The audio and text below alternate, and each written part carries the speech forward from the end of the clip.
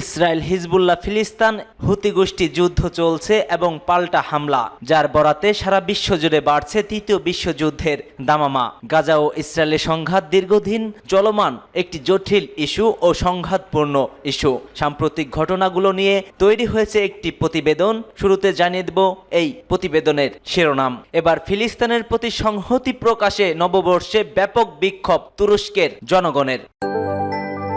আরো জানিয়ে দিচ্ছি যে কৌশলে রাশিয়ার সেনাবাহিনীর নিয়ন্ত্রণ নিজেদের হাতে নিচ্ছে তুরস্ক। একই সঙ্গে জানিয়ে দেব পাকিস্তানে নববর্ষ উদযাপনে গুলি, আহত ৩০ জন।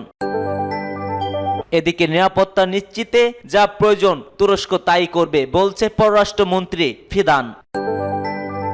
আর সর্বশেষ থাকছে পাকিস্তানের জঙ্গি হামলায় নিহত ১৬০০। এতক্ষণ শুনছিলেন সংবাদ শিরোনাম, এবার বিস্তারিত। তবে তার আগে কে কোথা থেকে আমাদের ভিডিওটি দেখছেন ও শুনছেন জানিয়ে দিন কমেন্ট সেকশনে। একই সঙ্গে কমেন্ট করে জানিয়ে দিন আপনার প্রিয় মূল্যবান মতামতটি। আর ভিডিওটি যদি ভালো লাগে অবশ্যই একটি লাইক করবেন, চ্যানেলটিকে সাবস্ক্রাইব করার অনুরোধ রইল।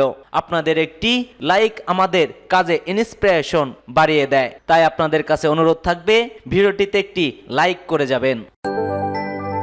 ফিলিস্তিনের পক্ষে সংহতি প্রকাশ করে নববর্ষের দিনে ব্যাপক বিক্ষোভ করেছে তুরস্কে। ফিলিস্তিনের সাথে সংহতি প্রকাশ করতে নববর্ষের দিনে তুরস্কের ইস্তাম্বুলে হাজার হাজার মানুষ বিক্ষোভ করেছে। বিক্ষোভ থেকে গাজায় ইসরায়েলি নিষ্ঠুরতার প্রতিবাদ ও ফিলিস্তিনের স্বাধীনতার দাবি জানিয়েছে তারা। এক প্রতিবেদনে এ খবর দিয়েছে আনাদোলু এজেন্সি। এতে বলা হয়, বিক্ষোভে অংশগ্রহণকারীরা ফজর নামাজের পর তুর্কি ও ফিলিস্তিনের পতাকা নিয়ে গালাতা সেতুতে জড়ো হয়েছে। এরপর মসজিদ থেকে ঐতিহাসিক উদ্দীপ জুড়ে মিছিল করেন তারা। বিক্ষোভকারীরা চলমান নৃশংসতার বিরুদ্ধে আন্তর্জাতিক পদক্ষেপের দাবি এবং ইসরায়েলি গণহত্যার অবসানের জন্য প্রার্থনা করেন। বিক্ষোভ ঘিরে ব্যাপক নিরাপত্তা ব্যবস্থা নিয়ে আইন শৃঙ্খলা বাহিনী গালাল সেতুর মাঝখানে সেখানে একটি বিশাল ব্যানারে তুর্কি ও ফিলিস্তিনের পতাকা সহ লেখা ছিল, গাজায় হত্যা বন্ধ করুন, গাজায় গণহত্যা বন্ধ করুন। বিক্ষোভকারীদের অনেকে নৌকাও সাগর থেকে প্রতিবাদ সমর্থন জানায়। অনুষ্ঠানে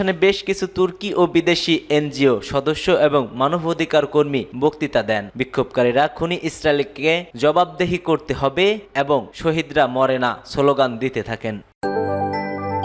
যে কৌশলে সিরিয়ার সেনাবাহিনীদের নিয়ন্ত্রণ নিজেদের হাতে নিচ্ছে তুরস্ক। বাশার আল আসাদকে হটানোর পর এবার সিরিয়ার সেনাবাহিনীর উপর নিজেদের নিয়ন্ত্রণ প্রতিষ্ঠা করতে চাচ্ছে তুরস্ক। এর মাধ্যমে সিরিয়ায় প্রভাব দীর্ঘস্থায়ী করার নকশা বাস্তবায়নের পথে তুর্কি প্রেসিডেন্ট রিসেপ তাইপ এরদোয়ান। জানা যায়, হায়াত তাহরির আল শাম তথা এইচটিএস এর ক্ষমতা গ্রহণের পর সিরিয়ার সেনাবাহিনীতে বড় ধরনের পদোন্নতি হয়েছে, যাতে উপদস্থ সামরিক কর্মকর্তা হিসেবে নিয়োগ পেয়েছে বিদেশি যোদ্ধারা। এমন অবস্থায় দেশটির সামরিক বাহিনীর উপর বিদেশি প্রভাব নিয়ে আলোচনা ওঠে বিভিন্ন মহলে। বিবিসির এক প্রতিবেদনে বলা হয়, সিরিয়ার পুনর্গঠনের অংশ হিসেবে দেশটির সামরিক বাহিনী পুনর্গঠন করেছে হায়াত তাহরির আল শাম। এরই অংশ হিসেবে প্রায় অর্ধশত নতুন সামরিক কমান্ডারের নাম ঘোষণা করে দলটি। এর মধ্যে কমপক্ষে ৬ জন বিদেশি রয়েছেন, যারা কর্নেল থেকে ব্রিগেডিয়ার পদমর্যাদার নিয়োগ পেয়েছে। আল সারা স্বাক্ষরিত নির্দেশনায় বলা হয়েছে, সম্প্রতি নিয়োগ পাওয়া 2 জনকে মেজর জেনারেল পদে, 5 জনকে ব্রিগেডিয়ার জেনারেল পদে ও 42 জনকে কর্নেল পদে পদোন্নতি করা হয়েছে। এদের মধ্যে এইচটিএস এর সামরিক প্রধান মেজর জেনারেল মুরহাব আবু কাসরাকে দেশটির অন্তর্বর্তী সরকারের প্রতিরক্ষা মন্ত্রী পদের জন্য বিবেচনা করা হয়। অন্যদিকে গৃহযুদ্ধের সময় আসাদ বিরোধী বিভিন্ন সশস্ত্র গোষ্ঠীতে বিদেশি যোদ্ধাদের যোগদান সিরিয়াদের মধ্যে তীব্র অনুভূতি জাগিয়ে তোলে। তবে এসব যোদ্ধাদের নিজস্ব আদর্শ সিরিয়ার সমাজে বাস্তবায়নের আগ্রহ সিরিয়াদের মধ্যে উদ্বেগ তৈরি করেছে। বিভিন্ন গোষ্ঠীর প্রতিনিধিরা বলছে, আসাদ পরবর্তী সিরিয়ায় তারা কঠোরপন্থী কোনো শাসন চান না।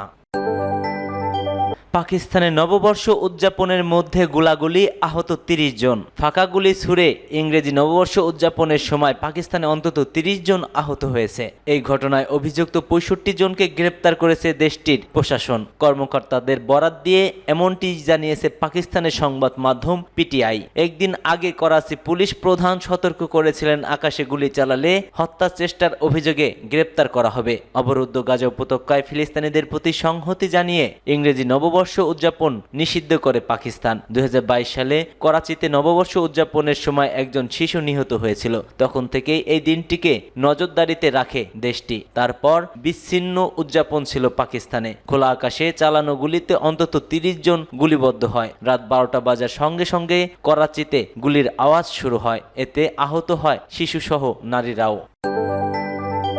নিরাপত্তা নিশ্চিতে যা প্রয়োজন তাই করব বলছে তুরস্কের পররাষ্ট্রমন্ত্রী ফিদান। তুরস্কের পররাষ্ট্রমন্ত্রী হাকান ফিদান বলছে, সিরিয়ার নতুন প্রশাসন যদি যুক্তরাষ্ট্রের সমর্থিত কুর্দি গ্রুপকে নিয়ে আঙ্কারার উদ্বেগের সমাধান করতে না পারে তাহলে নিরাপত্তা নিশ্চিতের জন্য তুরস্ক যা করা প্রয়োজন তাই করবে। কুর্দি গ্রুপটিকে তুরস্ক একটি উগ্রবাদী গোষ্ঠী হিসেবে বিবেচনা করে। তুরস্ক মনে করে পিপলস প্রোটেকশন ইউনিট যুক্তরাষ্ট্র সমর্থিত উগ্রগোষ্ঠী সিরিয়ান ডেমোক্রেটিক ফোর্সকে নেতৃত্ব দেয়। এছাড়াও তারা ওয়াইপিজিকে কুর্দিস্তান ওয়ার্কার্স পার্টির একটি শাখা হিসেবে বিবেচনা করে থাকে। পিকেকের উগ্রবাদীরা 40 বছর ধরে তুরস্কের বিরুদ্ধে বিদ্রোহ করছে। আশকারা ওয়াশিংটন ও ইউরোপিয়ান ইউনিয়ন তাদের উগ্রবাদী সংগঠন হিসেবে চিহ্নিত করে। বাশার আল আসাদের পতনে 2 সপ্তাহের কম সময়ের মধ্যে এসডিএফ এর থেকে 9 ডিসেম্বর তুরস্ক ও সিরিয়ার গ্রুপগুলো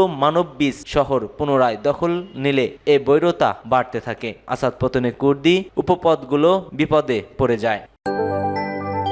এক বছরে পাকিস্তানে জঙ্গি হামলায় নিহত হয়েছে 1600। 2024 সালে পাকিস্তানে সন্ত্রাসী বোমা হামলা ও বন্দুক হামলায় 1600 জনেরও বেশি বেসামরিক নাগরিক ও নিরাপত্তা কর্মী নিহত হয়েছে। এছাড়া বর্তমানে দেশটির আফগানিস্তানের সীমান্তবর্তী খাইবার পাখতুনখোয়া ও বেলুচিস্তনে প্রদেশে ভয়াবহ সহিংসতা চলছে।